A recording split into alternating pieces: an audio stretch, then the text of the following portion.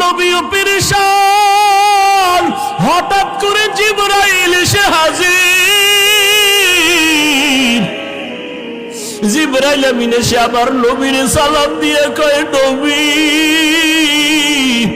আমার আল্লাহ প্রতিদিন আপনাকে সালাম জানায়, আজ আমার আল্লাহ আপনাকে সালামের সাথে সাথে আল্লাহ পাক আজকে আবু বকরকে আলাদা করে সালাম দিয়েছেন।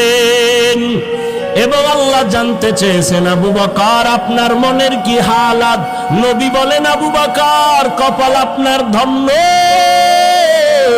আল্লাহ তাআলা জিবরাইল পাঠাইয়া বলেছেন আল্লাহ আপনাকে সালাম দিয়েছেন। আবু বকর কান্না করে করে পাগলের মতো, আবু বকর আপনার মনের কি হালাত আল্লাহ জানতে চেয়েছেন। আবু বকর কান্না করে বলেন, ও দয়ার নবী, আমি ছিলাম মক্কার ভিতরে একটা জাহান্নামের আসামি। কে জানতো, কে চিনতো আমি আবু বকরকে? আমারে তো কেউ জিগাইতো না। আজ আমি আপনার সোহবতে আসার পর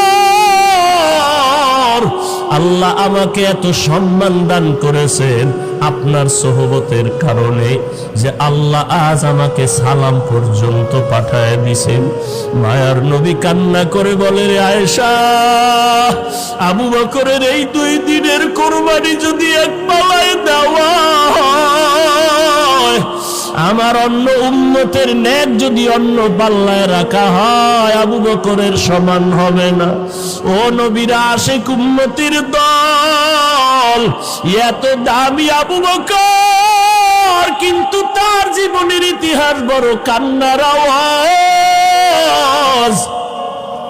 মায়ার নবী রাতের বেলা ঘর থেকে বের হলেন, হুজরা থেকে বের হয়া মসজিদে নববীর কিনারায় হঠাৎ শুনে কান্নার আওয়াজ, শুনতেছে কান্নার আওয়াজ। গভীর রাত, নবী হালকা ভাবে নজর দিয়ে দেখে তার সাহাবী আবু বকর তাহাজ্জুদে দাঁড়ায় দাঁড়ায় কান্না করতেছে, সে আওয়াজ আসতেছে। নামাজ শেষের পর আল্লাহ নবী বললেন, আবু বকর আপনি কাঁদলেন কেন? আবু বকর বলে, নবী, হাসরের ময়দানের ভয়ে আমি কান্না করেছি। বলে, কেন কান্না? আপনার তো জান্নাতের টিকিট আল্লাহ দান করেছেন। আবু বকর বলে, নবী, যদি আল্লাহ রাগ করিয়া টিকিট ক্যান্সেল করে দেয় তখন আমার উপায় কি হবে রে নবী? আপনিই তো হাসরের ভয়ঙ্কর অবস্থার বয়ান করেছেন। কিয়ামতের ময়দান হবে নাকি বড় ভয়ঙ্কর ময়দান। সূর্যটার আলো বন্ধ হয়ে যাবে, ওদিকে সমুদ্রের পানি গরম হয়ে যাবে। আল্লাহ তাআলা রাগান্বিত আওয়াজ দিয়ে বলবেন, ওয়ামতাজুল ইয়াউমা আইয়ুহাল মুজরিমুন, ও গুনাহগারের দলেরা, নেককারদের থেকে তোমরা আজ আলাদা হয়ে যাও। নেককারদের আমলনামা ডান হাতে দিব, গুনাহগারদের আমলনামা বাম হাতে দিব।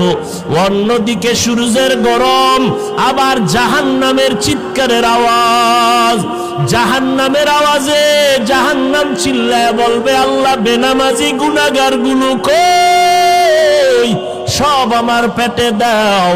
জাহান্নামের আওয়াজে হাসরের ময়দানটা থরথর করে কেঁপে উঠবে। ও নবী, আপনিই বলেছেন যে নবীদের কোনো গুনাহ নাই, নবীরা পর্যন্ত নাফসি নাফসি নাফসি বলে কান্না করবেন, উম্মতের কথা সবাই ভুলিয়া যাবেন। ও মায়ার নবী, ওই সময় কঠিন এক হালাত, কান্না করে করে মানুষের চোখের পানি শেষ হয়ে যাবে, রক্ত পড়া শুরু হয়ে যাবে। ও নবী, আপনি হাসরের ময়দানের ভয়ঙ্কর অবস্থার কথা বলেছেন। আম্মা জান আয়েশা বলেন, আমি দেখি আমার মায়ার নবী একদিন আমার হুজরায় বসে গুনগুন করে কান্না করেন। আমি বললাম, নবী কেন কাঁদেন? বলে, আয়েশা, হাসরের ময়দানের ভয়ঙ্কর আযাবের কথা মনে পড়েছে, কান্না করি।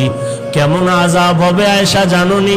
নবীদের কোনো গুনাহ নাই, তারা নাফসি নাফসি বলে কাঁদবেন, উম্মতের কথা ভুলিয়া বলবে আল্লাহ আমাকে বাঁচাও, আমাকে বাঁচাও। মূসা নবী কাঁদবেন আল্লাহ আমাকে বাঁচাও, ঈসা নবী কাঁদবেন আল্লাহ আমাকে বাঁচাও। আপন আপন বলতে কেউ ওই সময় আপন হয়ে যাবে না। আল্লাহর নবীর এই কান্না দেখে আম্মা জানা